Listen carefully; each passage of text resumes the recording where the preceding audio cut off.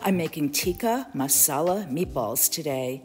This is going to be made with a classic Indian sauce. Garam Masala is a specific spice blend that's really different than Madras curry powder or just about anything else. You'll find this recipe and all of my other recipes at Diane's World Cooking on Facebook.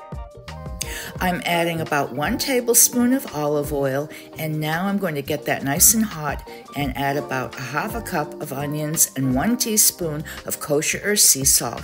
Cook them till they're a beautiful golden brown. I have a big handful of flat leaf parsley, or it could be cilantro, so mince that really fine.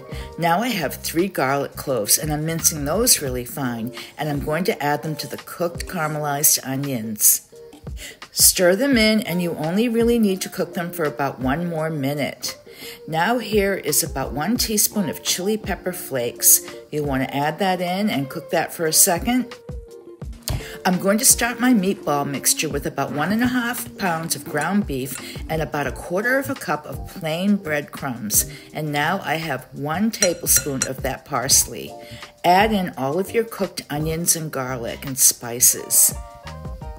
You'll want to add 1 large egg, and this is going to tighten up that meatball mixture so that it doesn't fall apart, and always 1 teaspoon of kosher or sea salt and some ground black pepper. I'm ready to start rolling my meatballs, so get a cookie sheet, and you're going to want to form these ahead of time. They should be about 2 inches in diameter. So time to cook the meatballs, and I put some oil in the pan, about 1 tablespoon, and you're going to brown these. You don't have to cook them all the way through because they're going to keep cooking in the sauce later on. As soon as you see that they're a light golden brown underneath, you can flip them over. Cook them till they're light golden brown on the underside, and then take them out and put them in a bowl.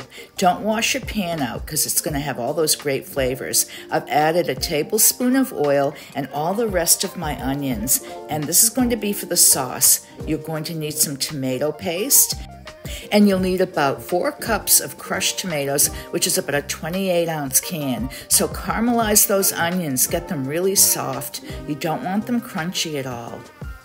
Add your 3 cloves of chopped garlic to the pan, and you're also going to want to add about 1 tablespoon of minced ginger. I like to buy it in the jar, and it keeps in the fridge for a while. So stir that up, and here is the garam masala.